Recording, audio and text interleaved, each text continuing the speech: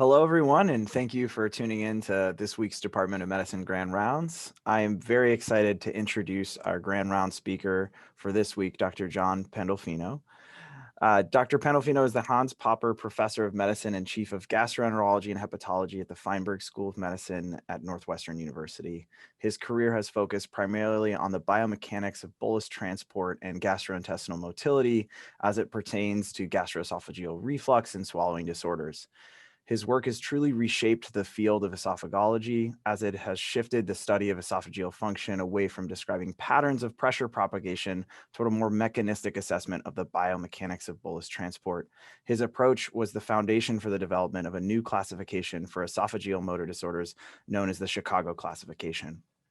He is currently funded by the NIH to study GERD and dysphagia, pathogenesis, and also receives funding from industry, focused on the development of new technologies to further investigate and treat gastrointestinal disorders. He maintains a strong clinical practice at the Esophageal Center at Northwestern, which serves as one of the top referral centers in the nation for complicated esophageal disease. He's a fellow of the AGA and the ACG, where he serves in numerous leadership roles among many other professional organizations, and he has published hundreds of peer-reviewed original research articles and reviews and has a strong commitment to the editorial process as a member of the editorial board of multiple high-level GI and hepatology journals. Dr. Pandolfino, thank you so much for being with us digitally today. As mentioned, we'll use the chat feature, so feel free, anyone in the audience, to ask questions at any time via the chat, and at the end, we'll try and set aside 5 to 10 minutes to do a little bit of a moderated Q&A discussion. Thanks so much, and feel free to get started. Well, thank you, Jonathan. I think I have to apologize for that introduction that I think my assistant wrote. I'm going to have to get that shortened. It's really an honor, and I'm really thankful for your chair, Barbara Jung, to invite me here today to give medical grand rounds at the University of Washington. This is a time in life where, we don't get to come and do these in-person visits anymore. But I had the opportunity to visit with Barbara beforehand. And, the thing that really makes things special about academics is those relationships. Being able to sit back and share ideas, talk about academic life as we grew up together, Barbara and I, in academics, is really one of the special things that I miss. And, I'm glad that Zoom at least allows us to do this in some capacity, but certainly look forward to visiting in person in the future. So when I was asked to give medical grand rounds, there's a lot of things that I could focus on, in terms of high-level biomechanics of bolus transport in the esophagus, esophageal physiology. But I thought that GERD would be an appropriate topic to discuss across medicine because it really impacts almost every specialty. You can imagine if you're a cardiologist, you see someone with non-cardiac chest pain, the top 3 causes of non-cardiac chest pain are GERD, GERD, and GERD. We know that our pulmonologists deal with asthma and microaspiration. Our allergists deal with postnasal drip and extraesophageal reflux disease. And even an endocrinologist who has to deal with patients who worry about osteoporosis and the interactions with PPI are still very important. So GERD really does span the entire construct of internal medicine, so it's a good disorder to discuss. Another thing that I like to talk about in terms of GERD and my foray into the esophagus is really where I came from. And thinking back in my family history, I come from a long line of plumbers and electricians and contractors. And really that's what I wound up doing, this point in my career is really I'm a plumber. I try to either help clogs get unclogged or prevent backflow. And that's essentially what reflux is. And today I'm going to talk to you about a more elegant anatomical and physiologic way to address this, but also bring in what I think is the most important concept is the brain-gut interaction in GI. These are my conflicts of interest as they apply to gastroesophageal reflux disease, so please keep those in mind. And as we start most grand rounds and medical grand rounds, it's always nice to start with a case. And this is actually a case that I've seen multiple times, but this is a specific patient in my practice. So this is a 42-year-old male with a history of heartburn and chest discomfort for approximately 6 months. He was originally seen by their primary care doctor and referred for an exercise stress test and a cardiac CT both are negative. And definitely important when you're thinking about patients who are coming in with chest pain, always keep in the back of your mind, especially if they have risk factors, that you need to make sure that this is not a cardiac cause. In terms of the review of systems, the person had about a 15-pound weight gain, no real trouble swallowing, no evidence of GI bleeding, no overt warning signs that would make you think that this person needs an urgent endoscopy to rule out a malignancy. So given this particular presentation, the patient was started on omeprazole, 20 milligrams, had a mild response over 8 weeks. That was then increased to 20 milligrams twice a day, about 20% better for the patient after an additional 8 weeks. But then they decided, well, let's try a different PPI, pantoprazole, 40 milligrams twice a day, no change. Then switched to another PPI, 60 milligrams twice a day, maybe 20% better for another 8 weeks.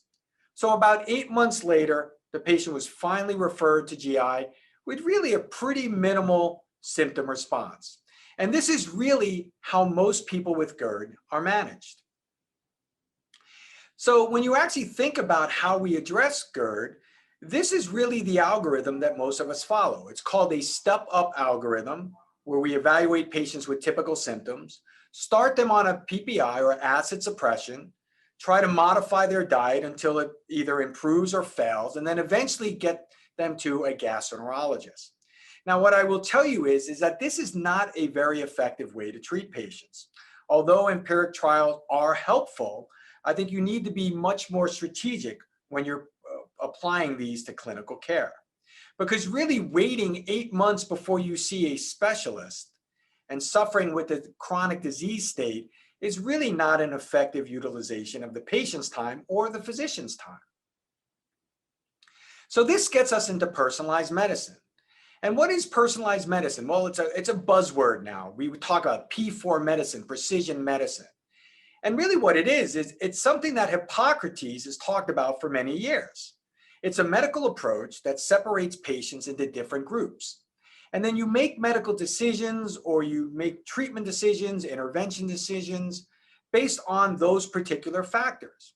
So typically in this approach, either diagnostic testing, and maybe in the era of Hippocrates, more likely a physical exam, is often employed for selecting appropriate and targeted optimal therapy. Now, why do you need personalized medicine? Well, it's actually what's best for the patient, because you'll actually find the answer, you'll save money, you'll save time, and sometimes you might actually even cure the patient effectively and fast. And I think that's really what you want to do. So when you think about the personalized approach for reflux disease, a lot of people are like, well, we don't have any biomarkers, there's no pharmacogenomics in GERD. Well, we do have very important, what I like to think are physio and clinical markers. And when you think about these clinical and physio markers, like symptoms, response to PPI therapy, psychosocial stressors, anatomy and physiology, I think you can provide a much more optimal, precise approach for that individual patient. And what you get is value-based healthcare fast. And that's really what we're trying to do with this heightened upfront physiologic assessment. Now, getting back to GERD, usually when you start a talk, you should at least define the disease state, right? And I bring up this definition. It's from Nimish Vakil, from what we call the Montreal Consensus. And it's not because I love the definition so much that GERD is a condition that develops when reflux of stomach content moves into the esophagus or above that causes troublesome symptoms.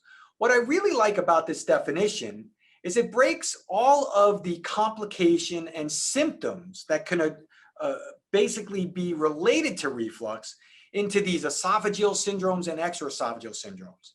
And what I want you to glean from this particular slide is that it would be illogical to think that one specific treatment would be effective for all of these various complications and presentations. And really, it's not one size fits all.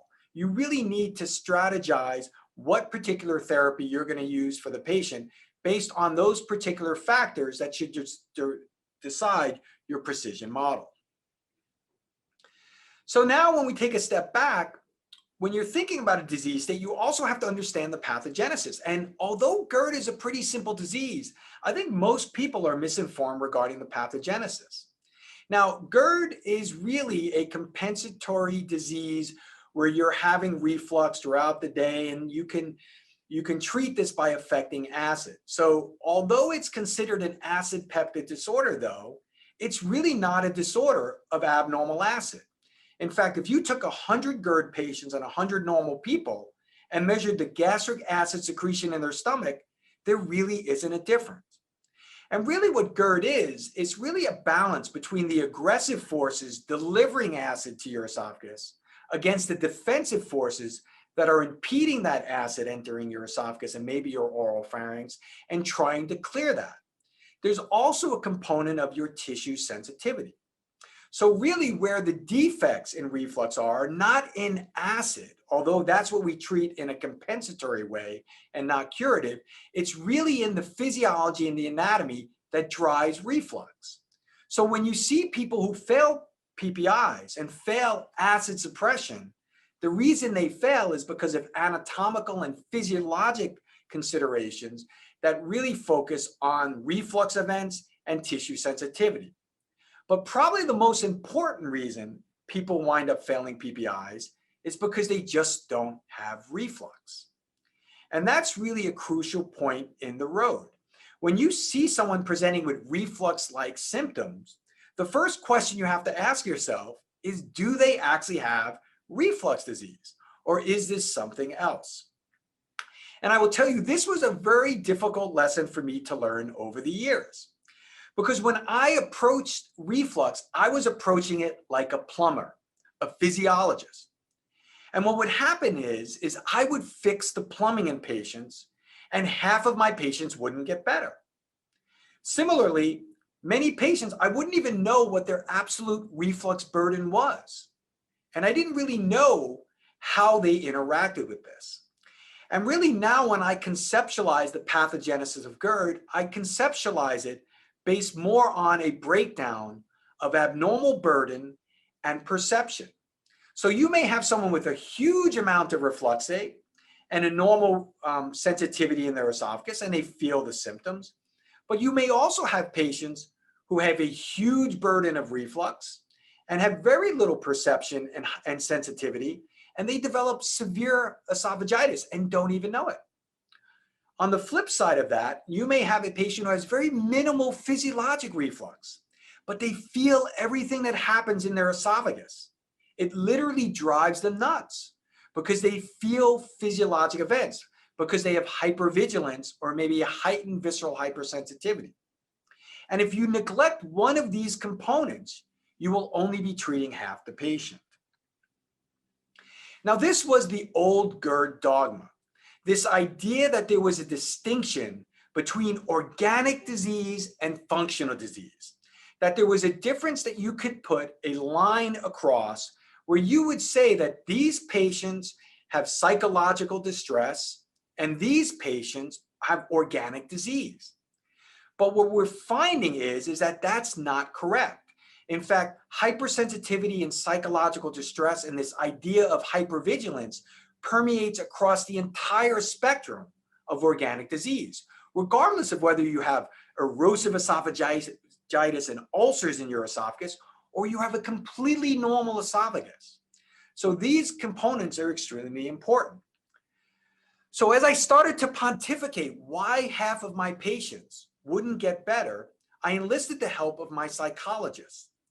And what they showed me with collaborative research was that although I could define and measure the physiology occurring in the esophagus, what I was finding was that my physiologic variables were not tracking with symptom and quality of life. And a very simple tool that we worked on to develop called the Esophageal Hypervigilance and Anxiety Score, the EHAS, actually correlated very well with our values of negative 0.73 with quality of life. Whereas if I looked at my most sophisticated measurements, the correlations that I get may have been statistically significant, but clinically, they really weren't relevant with values of negative 0.13. So this really changed my entire concept of how I approach disease states now, and in particular in the esophagus. And I call this my conceptual model of the psychophysiologic model of Gerd. And really what I'm looking at here is the interplay between the brain-gut interaction and the abnormal anatomy and physiology that will drive the patient to develop symptom severity and impact their quality of life. And depending on what is driving the symptoms or what I can fix quickly, I can address and target therapies like cognitive behavioral therapy, PPI, surgery in a very strategic model to treat the entire patient. And this really was, a revelation in my career and really changed the way I approached even my physiology and anatomic reflux. Because in the end, the thing that drives patients' symptoms is really not the degree of heartburn, it's how they interact with that and how they self-manage. And this is a very simple short form of the EHAS score, where we really focus on how the patient is worrying about their symptoms. Do they feel like this is destroying their life? Are they awful and overwhelming them? Are they constantly thinking about this? In addition, we're also focused on autonomic arousal, because if patients have a very high degree of autonomic arousal, they tend to feel things and accentuate things more than they really are. And if we can find the balance and treat both the hypervigilance, which is really this perseveration on the symptoms, this focus and inappropriate attention on the chest, and then deal with the autonomic arousal, we can actually improve symptoms in patients without changing their physiology. Now, that being said, I don't want people to believe that I still don't effectively assess anatomy and physiology, because that's still extremely important. And if I have someone who has half of their stomach in their chest, I'm probably not going to treat that person just with hypnosis, and they're probably going to need a surgical procedure. But that being said, I want everyone to consider everything in terms of the interplay between anatomy and physiology and the brain-gut interaction. Now, one of my pet peeves in gastroenterology is that I think a lot of people who do upper endoscopy probably spend about 5 or 10 seconds in the esophagus. They literally look at the esophagus as a conduit into the stomach and the small intestine when they're doing upper endoscopy, even when patients are presenting with an esophageal complaint. And really what's very important is when you're doing that upper endoscopy, there's so much important information that you can glean from that to start a precise precision approach. And one of those is the gastroesophageal flap valve. And by aggressively diagnosing and defining the flap valve grade, you can not only tell the degree of severity of reflux this patient may have, but also it helps you pick the right treatment. Because if someone has a normal flap valve, I'm going to not make them more normal with surgery or an endoscopic procedure, because what happens when you make normal more normal? You make it abnormal. Really what I'm looking for are these defects like grade 4 or grade 3. These are people that have an anatomical disruption where I can potentially improve their anatomy and improve their symptoms. In addition, it's extremely important to gauge their level of esophagitis, because you know that if you have grade C and D esophagitis, those patients are going to need PPI the rest of their life or an anti-reflux procedure. They need chronic maintenance therapy, because if you take away their PPI and you don't do a surgery, they will recur uniformly. So this also helps you put the patient in the mindset, yes, you will need to take something the rest of your life, and this is why. And then you can talk to your patients about the risks and benefits. Well, what if the patient has a negative endoscopy? How do you stratify risk then? Well, there's a very simple tool called wireless pH monitoring. And what you can do is you can place a small capsule and measure the acid exposure in the esophagus over 4 days. And by looking at how many days the patient has abnormal, you can make important clinical decisions. We just published a paper in Gastroenterology that showed that this particular tool can actually predict the patient's ability to withdraw PPIs. Now, in terms of internal medicine, we know there's a lot of inappropriate PPI use. We see people who think they've had Gerd and been on a PPI for years, 15, 20 years sometimes. And no one took the time to maybe stop the PPI or stop the PPI and do reflux testing to see if they even need it. So with this particular study, we were able to show that if you had 0 days positive, most likely you could stop the PPI and you have functional disease. Whereas if you have 1 or more days positive, you may need a PPI. And almost when you got 3 or 4 days positive, you pretty much needed a PPI. And we could talk to patients about why they need to be on a PPI lifelong. And we could also talk to patients about why they don't need to be on a PPI. And this is a very crucial step, that fork in the road when you're managing these people. So if their EGD is negative and their acid exposure is 0, stop the PPI, they don't have reflux, and do a different workup. But if you define that they actually have reflux, continue the PPI, assess severity, and define the targets for therapy. And this is really where the precision model comes into play, is using a little bit more sophisticated physiology and focus on the brain-gut interaction to tailor therapy for the patients. Now, if this was a GI grand rounds, I would go into the particulars of all of these nice physiological tools that we have. But we have these great tools where we can actually look at the pattern of reflux, whether it's gas belching, liquid, rumination patterns. This is something called pH impedance. And we use this to figure out why PPIs are not working, because PPIs are very effective in suppressing acid. So maybe we want to see if this patient has a belching disorder. Do they have a reflex-related cough? Very important tool. We can also use this called high-resolution manometry. These beautiful colors are actually pressure and liquid. That purple color is liquid going up into the oral pharynx during a reflux event. And I can actually look at the mechanics of this. And I can say whether or not someone has truly belch-related reflux. Maybe they have rumination syndrome, supragastric belching. And sometimes with this particular tool, I can treat the patient in my office by training them to do diaphragmatic breathing to prevent rumination syndrome. So once again, a precision target approach. And I see patients who present to my office with refractory reflux, sometimes being referred for surgery, that I fix in 15 minutes in my clinic because of this wonderful tool that allows me to identify this particular pattern of reflux. So in the end, as gastroenterologists, and even ENT doctors, surgeons, we have these tools now to effectively evaluate patients up front so that we can put the patient in the appropriate construct so that we can treat them in a precision model. So we can get the patients off PPI who shouldn't be on a PPI, and we can send patients for surgery and counsel patients on being on chronic maintenance PPI if they really have moderate to severe esophageal acid exposure. And the people in the middle, these are people that we can effectively target in terms of different approaches, whether I'm dealing with a belching disorder, a rumination syndrome, or potentially pretty significant reflux that would also require endoscopic or surgical therapy.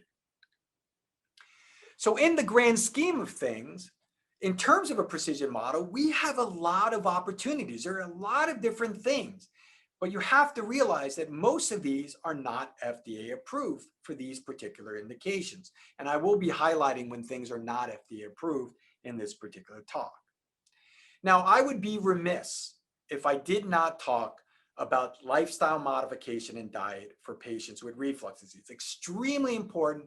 I think there's no doubt that the data suggests that weight reduction is a very effective approach for patients with reflux disease. And in fact, it only takes a 10 to 15 pound weight loss for people to see a dramatic improvement in their reflux symptoms. In addition, there's not a lot of great research or study design when you start to look at things like avoiding head of the bed, eating late at night and head of the bed elevation, but they just make clinical sense. If you have someone that you document has really bad nocturnal acid exposure, and you can show that on physiologic testing, avoiding eating close to bed and raising the head of the bed can be very effective in those patients. Now, that being said, I do think that you need to be careful when you start to think about diet instruction for patients. Because although there are a lot of things that are refluxogenic or may irritate the esophagus, you don't want to destroy someone's quality of life by your interaction. So I always tell people, I have a very liberal approach. If you identify something that actually causes your symptoms to get worse, don't eat it. Or if you want to eat it, just realize you're probably going to have to pay for it and you might have to take some additional antacids. Similarly, if I identify something that is a distinct mechanism, I may give someone distinct dietary advice. But I'm not going to tell someone to avoid chocolate the rest of their life if chocolate never bothered them. I'd be a horrible person if I told people to avoid chocolate who didn't need to avoid chocolate. So I try to be very precise in my instructions because we know that there are some patients who get so anxious over their diet that it actually ruins their quality of life, and it actually ruins their family's quality of life when they go out to dinner. It becomes an ordeal. Now, the other thing that's really important is to realize too that when you give that prescription for a PPI, you have to understand that it's not perfect and there is a hierarchy in terms of potency.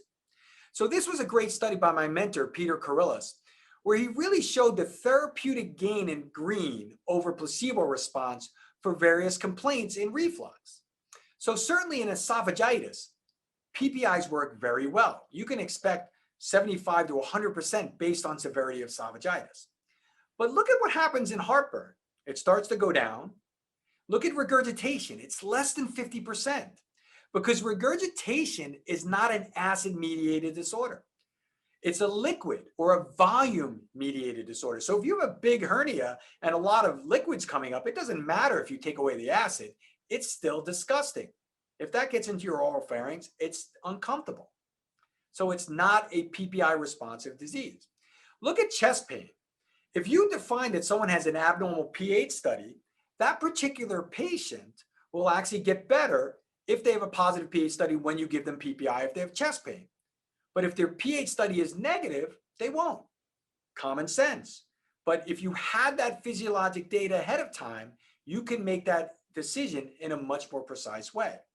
Now, we use a lot of PPIs for hoarseness and chronic cough. Look at the data. Barely work, but yet we do it over and over. The definition of insanity, doing the same thing over and over and expecting a different response. We know that hoarseness and chronic cough are not acid mediated. Can reflux cause cough and hoarseness? Yes, but not acid mediated. And you have to look at different mechanisms in terms of the interaction. Another thing that's really important is the potency of PPIs. Now, this is really important in primary care because when you think about PPIs, they're not all the same. And this was a beautiful study done by David Graham, where he took the concept that our pain experts looked at in terms of morphine equivalence and created something called omeprazole equivalence. So he looked at the relative potency related to omeprazole 20 milligrams. And this is what he found. If you think about it, rabeprazole at 20 milligrams is the most potent PPI. So if I have a patient that has acid-mediated symptoms and they're not getting better on omeprazole, or they may be a hypermetabolizer, which does occur in certain Caucasian populations, I will switch them to rabeprazole because now I am treating their acid more effectively. Similarly, pantoprazole at 20 milligrams is only about 5 milligrams of omeprazole. So even pantoprazole 40 milligrams is only equivalent to half of 20 milligrams of omeprazole.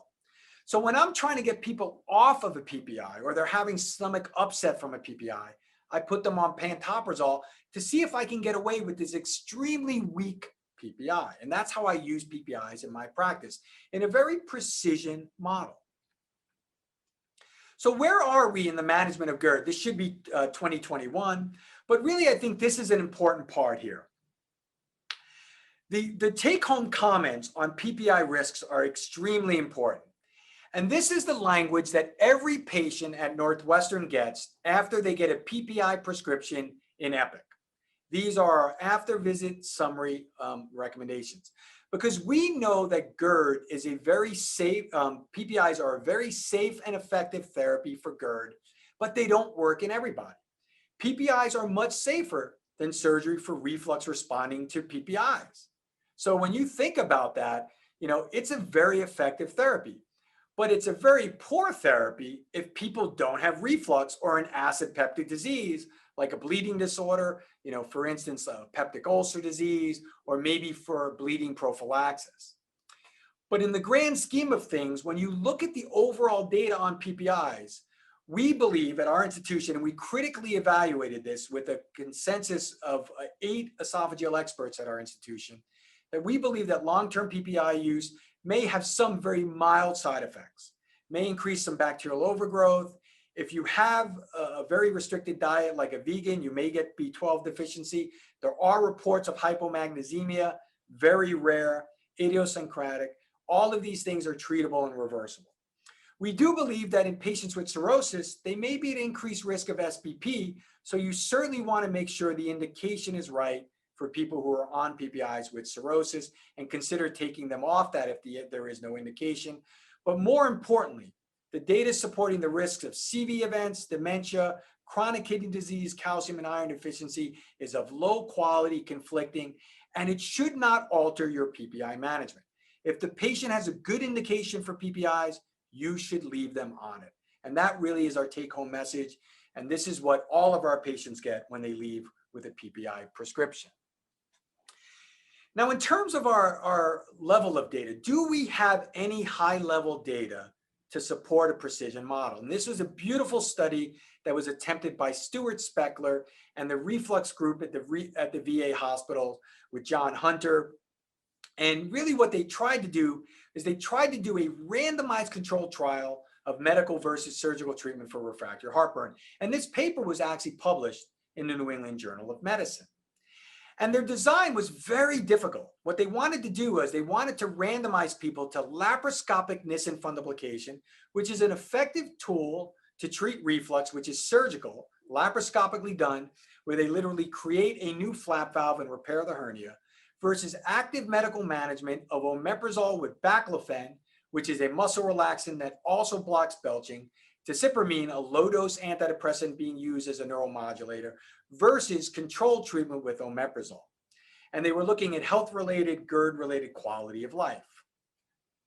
And unfortunately, they had a really difficult time getting enough people. They screened 366 people and were only able to randomize 78 patients or include 78 patients in the beginning. They were initially powered for 390 patients. And then after an extended period of time, they decided to close the study early and present the data that they had. Now, probably one of the most important things that I want you to keep in the back of your mind, though, was that the reason they had a big problem with this was that they found was that when they did reflux testing, a huge chunk of the patients actually didn't have reflux.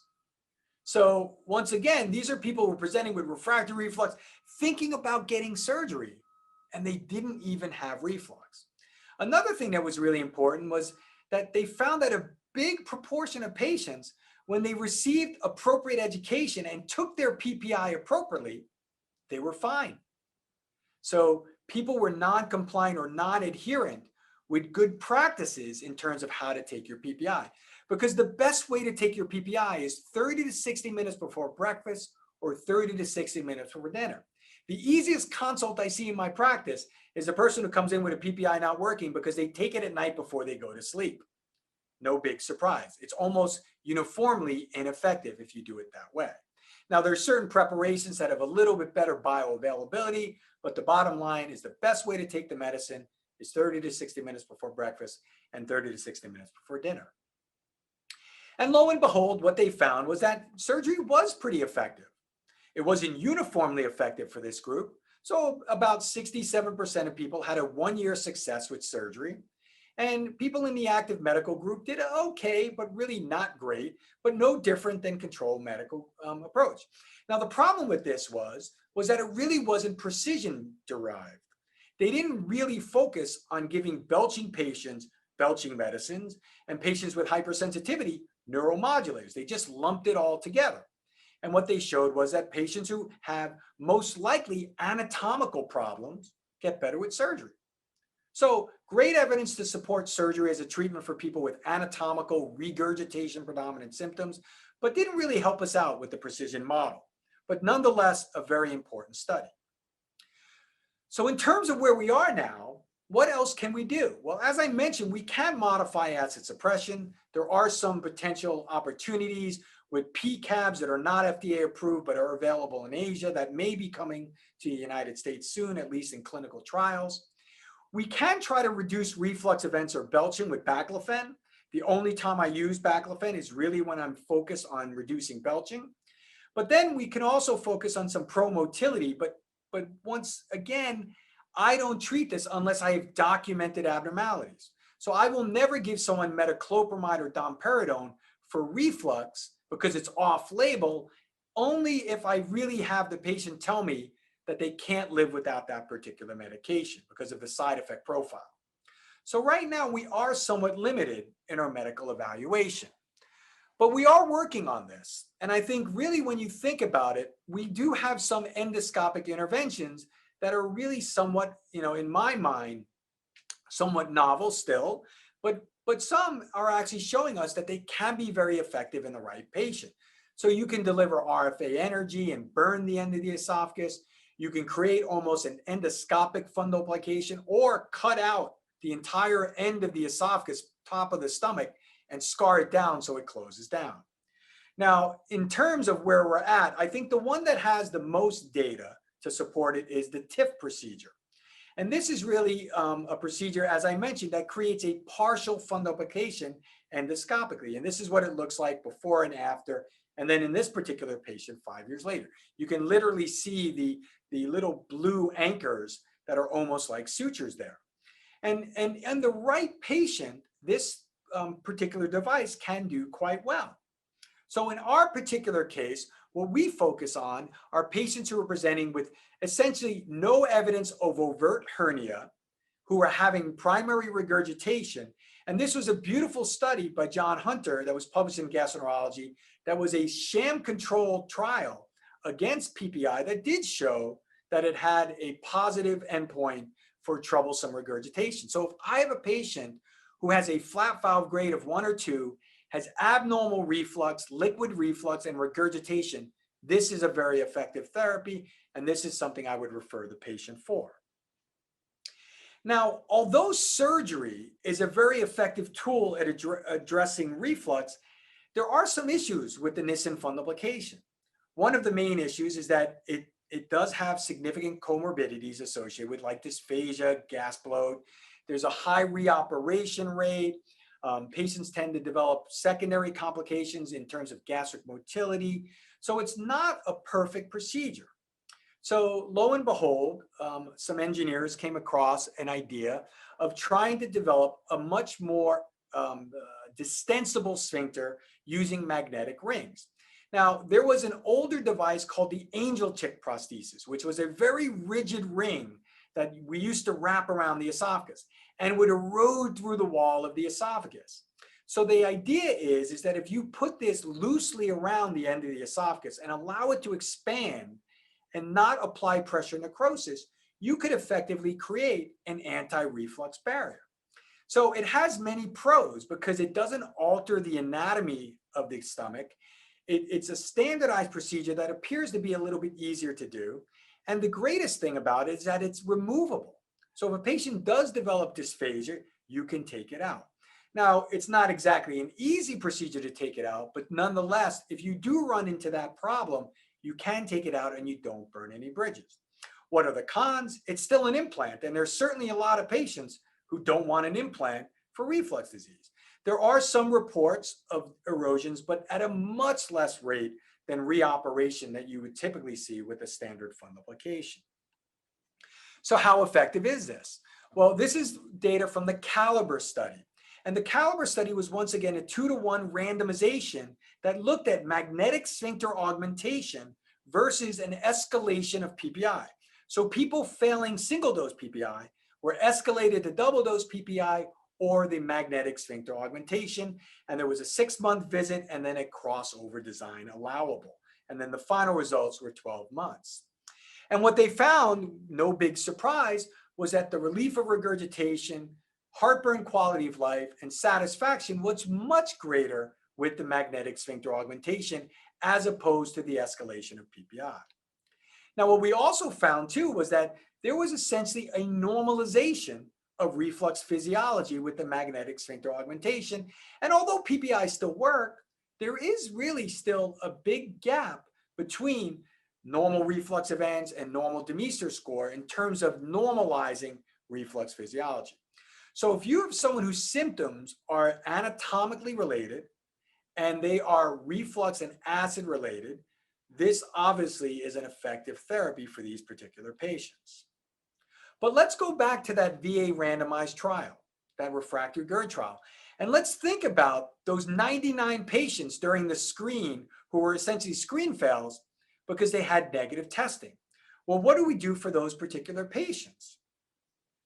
Well, as I mentioned, I found out, many years ago that I could fix plumbing in esophageal patients, but a lot of them wouldn't get better. And one of the things that really was disconcerting for me was that when I would see achalasia, which is a disease where the lower esophageal sphincter doesn't open and the esophagus doesn't empty, when I would fix the emptying problem and their emptying would be normal, I still had patients that wouldn't get better. They would still score poorly on symptom severity scores. Well, we went back and looked at this, and we actually looked at this in the context of major motor disorders and minor motor disorders. And we looked at symptom severity. And in this paper by Carlson et al., we showed that the thing that drove symptom severity was the EHAS score. So it didn't matter whether you had major motor disorder or a minor motor disorder. The thing that gauged, or at least led to a predictive model of BED-Q score, which is a symptom severity score, was whether or not your EHAS score was high or low. And although, we were shocked by this, that the variables that we spent all this time creating didn't work as well, it kind of makes sense. If you're focusing on something, it's going to drive you crazy. And that's really the biggest part of this particular process, is understanding this interplay between personality traits, the anxiety that's related to this, your cognitive flexibility. All of these things interact to eventually depict or generate where your quality of life is going to be. So we do have options for this particular patient population. I think some of the things that many of us use are low-dose antidepressants or neuromodulators. And here are some examples. There's very weak data, especially placebo-controlled data for these particular approaches, but certainly I do use these in my practice. And typically what I try to do is I try to modify the side effects sometimes of these particular medications to deal with the symptoms. So for instance, if I have someone with a very hypercontractile esophagus and they're having functional chest pain, I will give them a low-dose antidepressant with anticholinergic effects to address that hypermotility. But I will tell you probably what I've evolved to over the last few years in my practice, probably the last 5 years, is really being much more focused on cognitive behavioral therapy and hypnosis. And really where this works is, if you think about it, patients feel things. And you're not supposed to feel things in your esophagus. In fact, your brain's supposed to shut things off in your esophagus. So if all of a sudden you're feeling things in your esophagus, it's going to drive you crazy. So how I explain it to patients is I always ask them, can you feel your glasses? Can you feel your watch? And they always look at me like I'm crazy. And they're like, yeah, I can feel it. I'm like, well, did you feel it a few minutes ago? And they're like, no. And I'm like, well, why didn't you feel it? And they always say, well, because I wasn't paying attention. I'm like, well, that's how these treatments work. They shift this abnormal attention to the symptom away. They shut it down. We don't know how the brain shuts down all of the motility that's going on in your GI tract in terms of perception. Your GI tract is moving right now, but you don't feel it because your brain thinks it's not important. But for some reason in your chest, something woke up, your brain is being warned, and it's trying to warn you, and you're feeling these symptoms. And if we can shift your attention away, we can effectively treat this. And right now, this has become one of the most effective approaches in our practice for treating these patients who have heightened hypervigilance and visceral anxiety. Because in the end, when you think about what drives healthcare expenditure, certainly the disease is important. The disease gets them in the door. The pathogenesis behind it certainly is important in getting them in the door. But really what drives healthcare expenditure is how the patient interacts with the disease, especially in chronic diseases that are not in terms of, cancer or not life-threatening. So these chronic disease states, chronic pain syndromes, it's really how the patient interacts with their symptoms. And if you can control that and give the patient self-management skills and an ability to calm themselves down and shift their attentions away from this, you will be treating that other half of the patient that will eventually drive down healthcare expenditure. Because if you're a person sitting at home with heartburn in the middle of the night, one person runs to the emergency room thinking they're having a heart attack or something horrible is happening. Another person takes some antacids and go to sleep. How they interact with symptoms drives healthcare expenditures, and that's really a crucial part of the precision approach. So in the end, this is how I address all of my patients. It's not a very sophisticated algorithm if you look at it. There's a few forks in the road, and most people don't need further testing outside of that first endoscopy and that reflux testing. And then if we go back to our patient who we saw a long time ago in this talk, who 8 months later finally was referred to me after failing multiple interventions, this is what happened. I immediately did a wireless pH monitoring off PPI and did the endoscopy. The patient's endoscopy was negative. His wireless pH study was negative for 4 days. I stopped his PPI, told him to never go back on a PPI.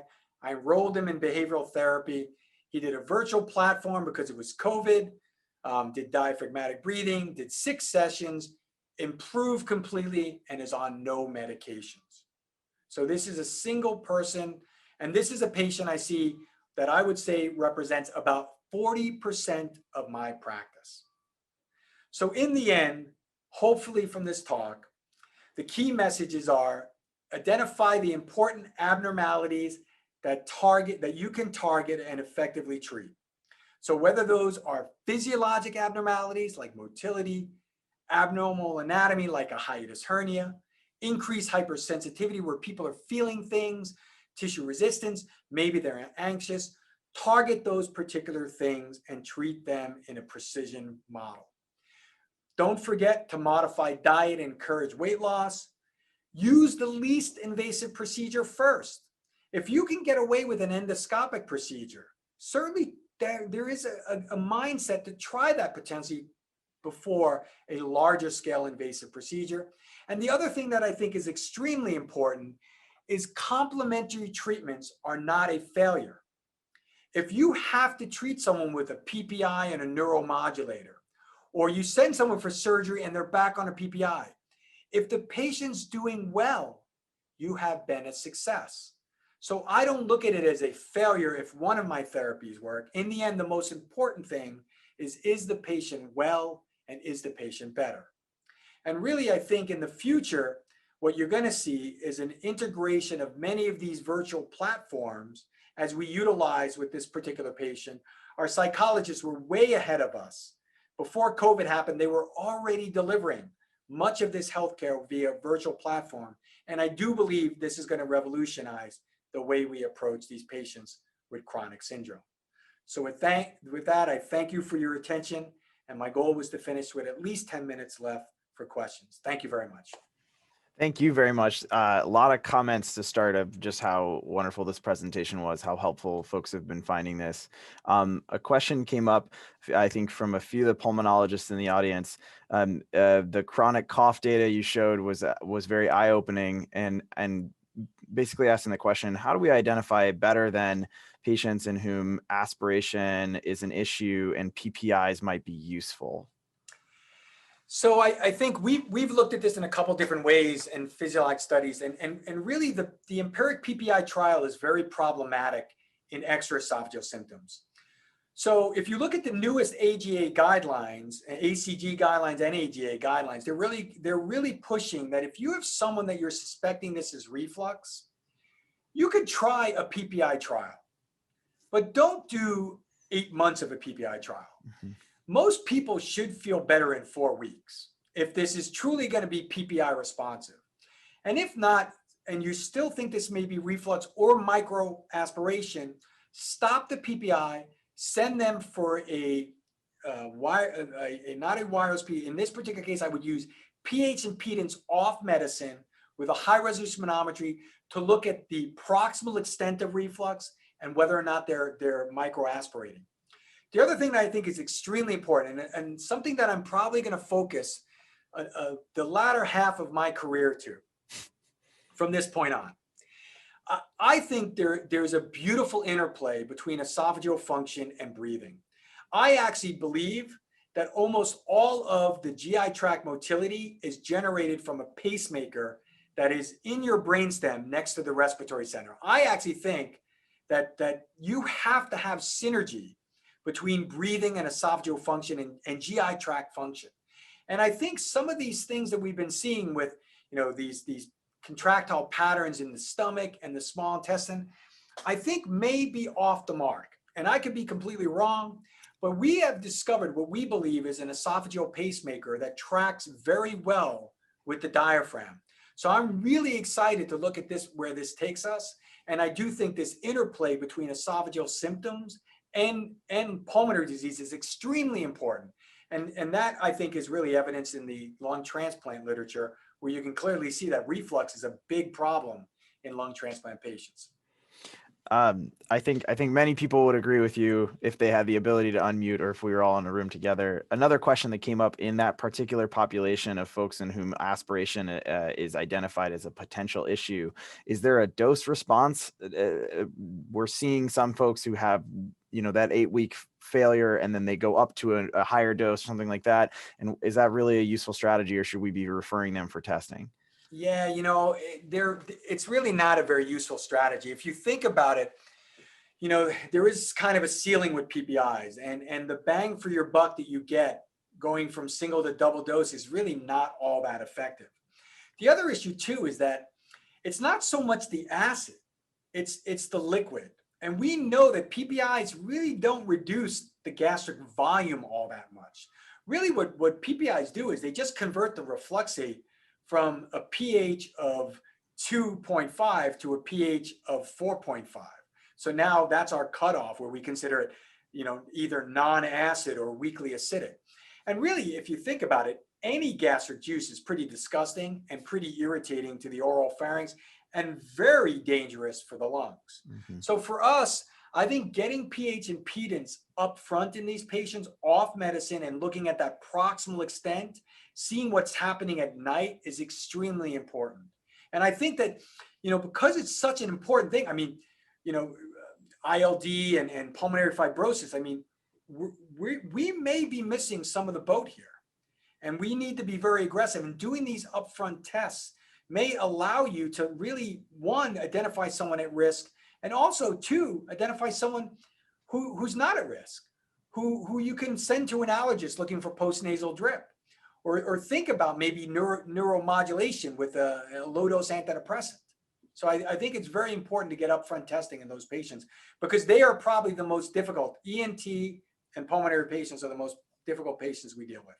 Absolutely. You sort of dovetailed perfectly into another question from the sort of pulmonary side of things. In systemic sclerosis and patients with ILD, the question was, is acid suppression even useful at all, or should we really be focusing on anatomic fixes? So great question and interesting. We have some great scleroderma data. We believe that there are phenotypes of scleroderma esophagus where people have not looked at it in this context, but there's a defect in primary peristalsis and a defect in secondary peristalsis. And there's a tipping point in people with scleroderma esophagus. They have absent peristalsis, but there are some people who are doing exceptionally well and some people who are miserable. And what we believe is that probably the people who are miserable are the ones who essentially lose both primary and secondary peristalsis. So PPIs are probably not all that helpful in preventing the ILD, the pulmonary fibrosis. But the problem is that scleroderma patients get horrible reflux esophagitis. Mm-hmm. And those people who have abnormal primary peristalsis and abnormal secondary peristalsis, if they're not on a PPI, they're going to erode their esophagus. They're going to get strictures. They're going to injure their esophagus. So I will tell you that although the PPIs may not be an important modulator of the end-stage lung disease, they're certainly protective of the esophagus. And just for that reason, I would say be very careful about stopping a PPI. But, I would much rather have my patients aspirating less acidic reflux if they were aspirating. So I still think there is some benefit to doing that. And our anesthesiology colleagues, are very anal about, acid pneumonitis, so when they try to obliterate all the acid before they do intubations, in the OR and in the endoscopy suite. So I think definitely still a role for PPIs in those patients. Got to be very careful. Great. You mentioned pacemakers earlier, and I think it triggered some questions. What about the heart? Is there an association or correlation, not just with breathing, but with actually cardiac arrhythmias and esophageal motility? I think there definitely is. I've had some patients who clearly, when they have heartburn, they go into atrial fibrillation, and has been shown on their monitors. And we have these people. We have some patients who get heartburn and they get syncope. And you can see that their actual heart rate will drop to 30 when they get a reflux event or their esophageal body distends. So there is also an interplay between the heart and the esophagus. And if you think about the vagus nerve has a lot of responsibility. That nerve that comes out of your brainstem is all over the place. And it's no big surprise that there are going to be these interactions. So for me, I think one of the most important things that I do in my clinic is really train people on diaphragmatic breathing, lowering their autonomic arousal. And I think there's a lot of importance to that in all GI disease states. So it's definitely something I believe wholeheartedly. In fact, on one of my NIH grants, I have Rod Passman, who's an electrophysiologist, and I use him as a resource to run by a lot of these type of questions. Awesome. Any thoughts on PPIs affecting anti-inflammatory pathways as another mechanism of action?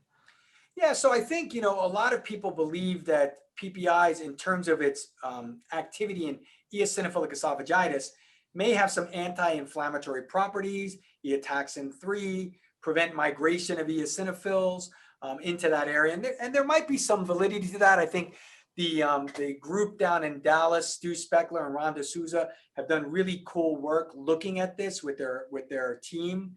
And there probably is some benefit to that.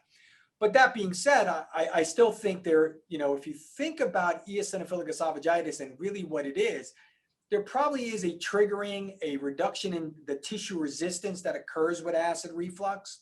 And if you strengthen that outside lining, the likelihood is that inflammatory reaction is not going to be elicited in the deeper areas of the epithelium, the submucosa, and then the muscles sometimes.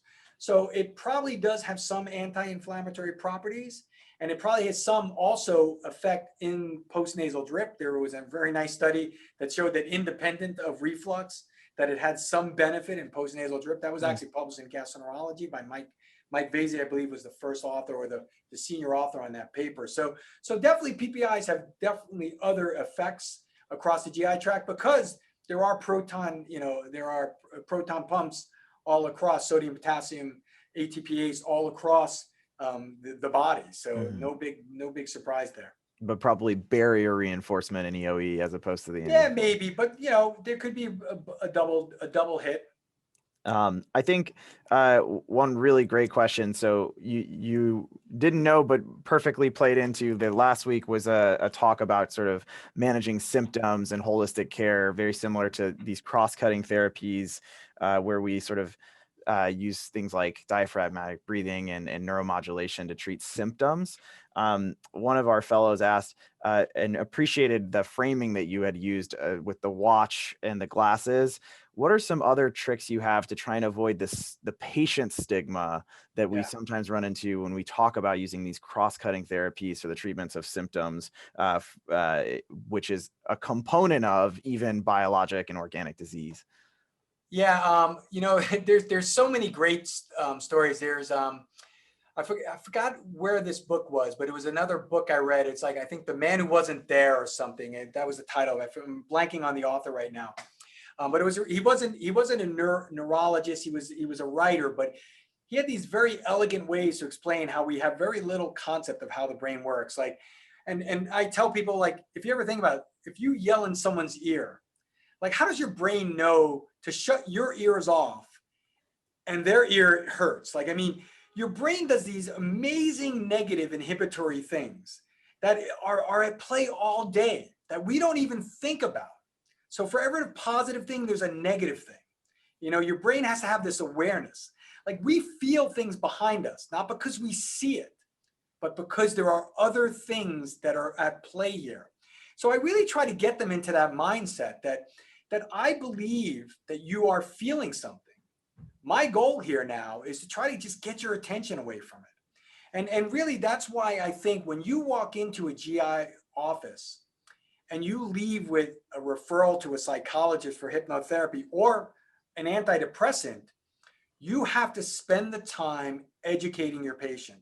And you have to let them know that you do not think that they're crazy, that you don't think that, you know, this is something where it's all, you know, just in your head, because all symptoms are in your head. That's what I also tell them.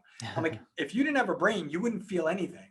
So everything's in your head, but you're just trying to subtly shift their attention. And it really is just your, you know, your bedside manner, you know, the fact that you have to really believe that with the patient, and they sense it.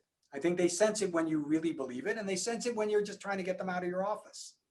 And I think that's the key, is that you have to educate them, because there is that stigma. And unfortunately, that does drive some of these patients, you know, to continue to doctor shop and use more and more resources.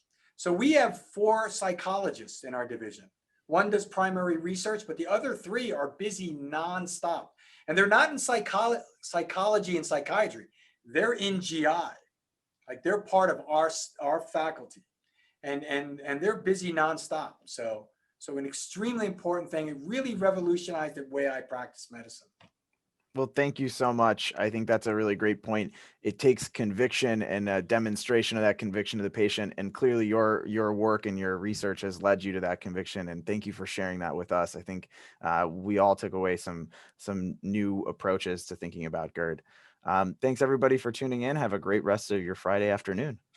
Thank you very much. Have a good day. Thanks, you too.